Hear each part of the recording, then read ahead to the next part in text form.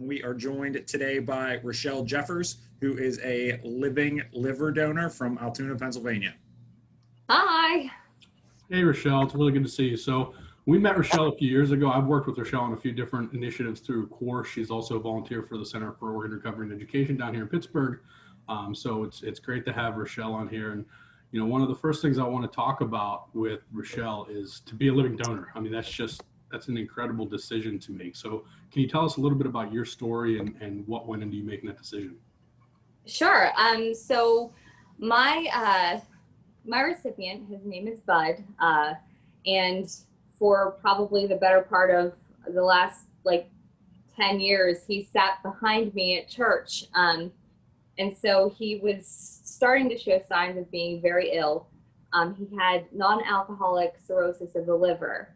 And through a lot of different medical tests and things, they eventually ended up at the Saris Transplant Center in Pittsburgh, where they advised him to perhaps get a living donor because he's sort of advanced in age. So the probability of him actually getting to the top of the list for a transplant was slim.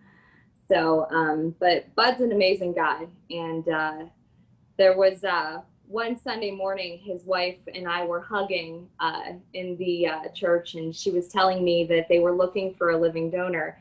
And I just had this voice in the back of my head saying offer. And so I basically offered Bud my liver like you would offer to buy somebody a cup of coffee. So, and I think I knew then that my liver was as good as his. We just needed to get somebody to take it out of me and put it into him. So.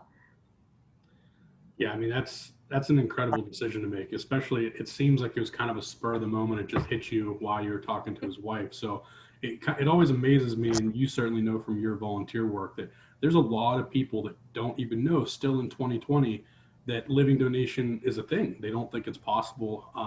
So, you know, to make such a huge decision, can you tell us a little bit about what that process was like? And, you know, it's actually, it's kind of crazy to say, but it's a fairly easy process to be a living donor. So can you tell us a little bit about your experience?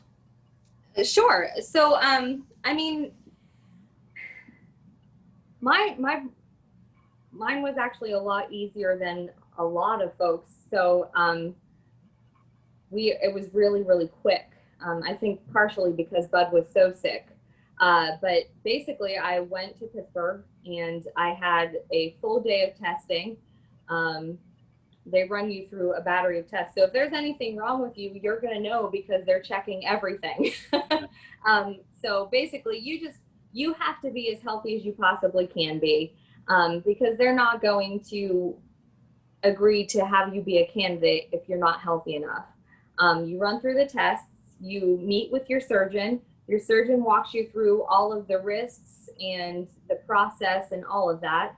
And then they look to see if you're a match with your person, and they'll call you and let you know if you're a match. If you're a match, you say yes, and you're still willing to do it. And then you set a surgery date and you go. That's amazing. How long were you in the hospital after the surgery? I was actually only there for like a week, maybe. Wow. Yeah. That's like really 7 days. Yeah. Okay, Rachelle, you said in our pre-planning for this Zoom call that it was 3 years ago. How is your relationship with Bud now? I mean, he's still sits behind me at church. Our seats haven't changed. So I call him and his wife almost weekly, sometimes several times a week. They're the most beautiful people. And I'm just so happy that he is out there thriving. Yeah, I mean, it's a really beautiful relationship that you can be a part of his life going forward. And I'm sure that he certainly feels that you're a giant part of his life and is very thankful for that. So, you know, obviously we always talk about donors as being heroes. So we're very happy to be joined by a hero on this call. So thank you so much for making that decision to be a donor. It was the easiest decision I've ever made in my life. And I would do it again if I could. If anybody out there wants some information about being a living donor or just about organ donation in general, You can find that at CORE's website, our local OPO, which is just www.core.org, or reach out to us here at Second Chance and we'll get you on the right path as well. So thanks for joining us, Rachelle.